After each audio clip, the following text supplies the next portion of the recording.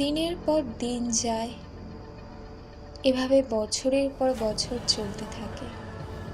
ছেলেটাও বড় হচ্ছে, আর তার মনে জন্মাচ্ছে কৌতূহলের প্রশ্ন। কাকু, তুমি স্কুলের মাঠ ছেড়ে বাইরে আসো না কেন? গ্রামের বাড়িতে পৌঁছাতে পৌঁছাতেই সন্ধ্যা হয়ে গেছিল।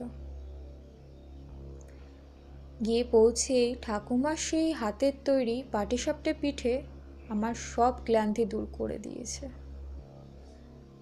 পাটিসাপটা পিঠের স্বাদ খেতে খেতে ঠাকুমা একটা ঘটনা আমাকে বলল, যেটা আমাকে খুব বেদনাদায়ক করে তুলেছে। গ্রামে থাকা সেই যে একটা পুরনো স্কুল ছিল, যেটা আমি অনেক ছোটবেলায় দেখেছিলাম, আর ওই স্কুলে ছিল একজন হেডমাস্টার মশাই, যিনি বিগত 20 বছর ধরে ওই স্কুলকে নিজের বাড়ি মনে করতেন। তিনি ওই স্কুলেই থাকতেন, ছেলে মেয়েদের পড়াতেন। তার হাতে ছেলে মেয়ে তৈরি হয়ে বাইরে বাইরে পড়াশোনার জন্যও গেছিল। শিক্ষক মহাশয়ের দুকলে কেউ ছিল না, তাই তিনি ওই স্কুলে থাকা ছাত্রছাত্রীদেরকে নিজেদের ছেলে মেয়ে মনে করতেন। কিন্তু এই আপন ভাবা বেশি দিন স্থায়ী হলো না। একদিন একটা ঘটনার জন্য তিনি মান সম্মান হেতু নিজেকে শেষ করে ফেলেন। পরের দিন স্কুলে তার ঝুলন্ত দেহ পাওয়া যায়। তারপর থেকে স্কুলটা বন্ধ হয়ে যায়। না ওই স্কুলের আশেপাশে কেউ যায়, না স্কুলের মাঠে কেউ যায়। আগাছা, বড় বড় গাছে, শ্যাওলায় ভরে ওঠে সেই স্কুলের প্রাঙ্গণ। হঠাৎ একদিন স্কুলের পাশে একটা মাঠে খেলা হচ্ছিল। সেখানে একটা বাচ্চা খেলতে খেলতে তার যে হাতে থাকা বল চলে যায় স্কুলের মাঠে। স্কুলের বাচ্চাটা ভাবছে, কি করবে এখন? বলটা তো চলে গেল, আনতে যে হবেই তাকে। তাই সে বল আনতে চলে যায়। গিয়ে দেখে ওখানে একজন বসে আছে। বাচ্চাটা বলে ওঠে,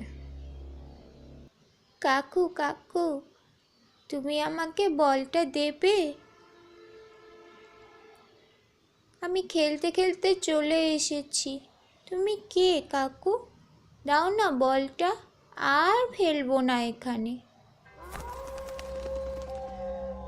কাকু ছেলেটার আলতো আলতো কথা শুনে হাসতে হাসতে বলটা এগিয়ে দেয়।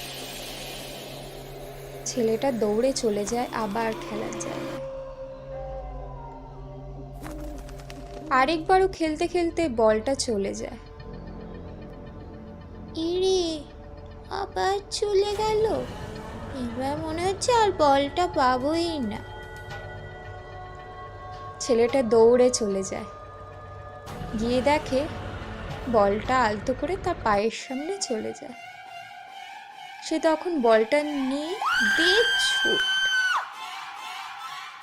এরকম একদিন যায়, দুদিন যায়, অজান্তেই যেন বলটা বারবার স্কুলের মাঠেই গিয়েই পড়ে। ছেলেটা বাচ্চা, তাই সে কাউকে কিছু বলেও না, কারণ সে তো বুঝতে পারছে না। তারপর আবারও দিন যায়, সময় যায়। কাকু যেন তার সাথে খেলার সাথী হয়ে ওঠে। বাচ্চা ছেলেটা তখন আর সেই ব্যাট বলে আর মন পড়ে না। মন পড়ে কাকুর সাথে কখন দেখা করবে, একবার দেখা করবে। সে গিয়ে অপেক্ষা করে কখন কাকু আসবে। সূর্যি ডোবার ঠিক 15 মিনিট আগে কাকুর দেখা পায়। না সন্ধ্যা না দিন, এরকম সময়।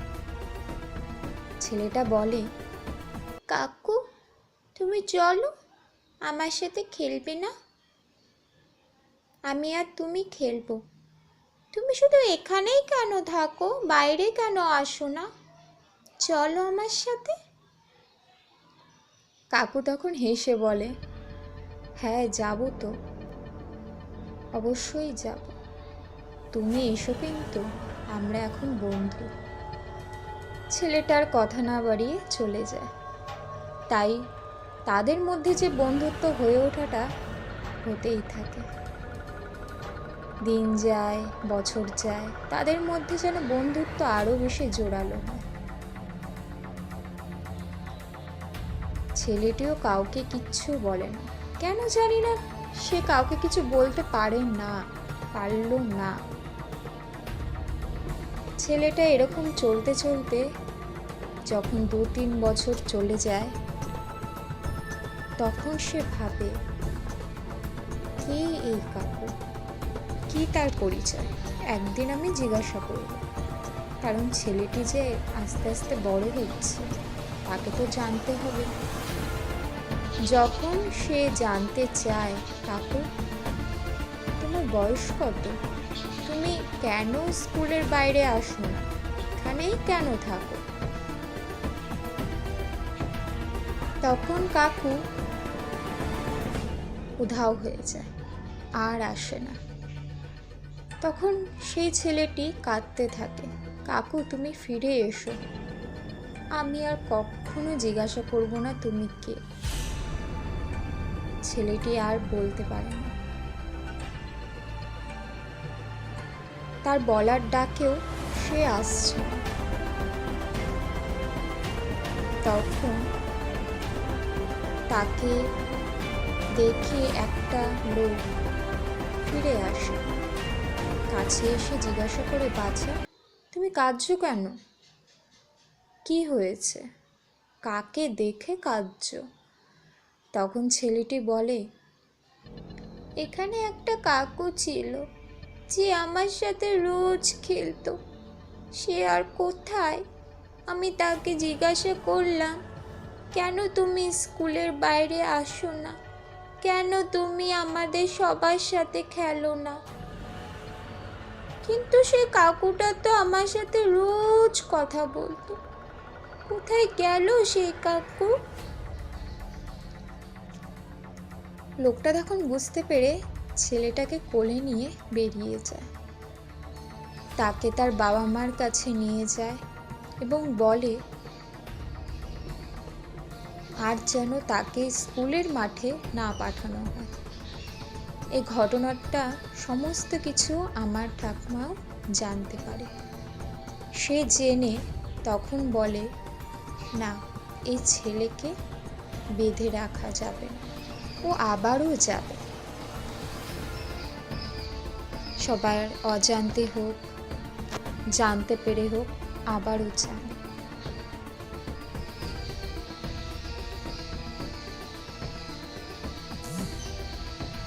কি হলো সেই দিন? এই জানা অজানা গল্প কি আর শেষ হয়? মনের টান তো আবারও সেই রাস্তাতেই ফিরে যায়। তো বন্ধুরা, গল্পটি কেমন লাগলো কমেন্ট করে জানাও। এরকমই ভয়ঙ্কর আরও ইন্টারেস্টিং ভিডিও পেতে গেলে চ্যানেলটা এখনই সাবস্ক্রাইব করে পাশে থাকো। দেখা হচ্ছে পরের একটি ভিডিওতে।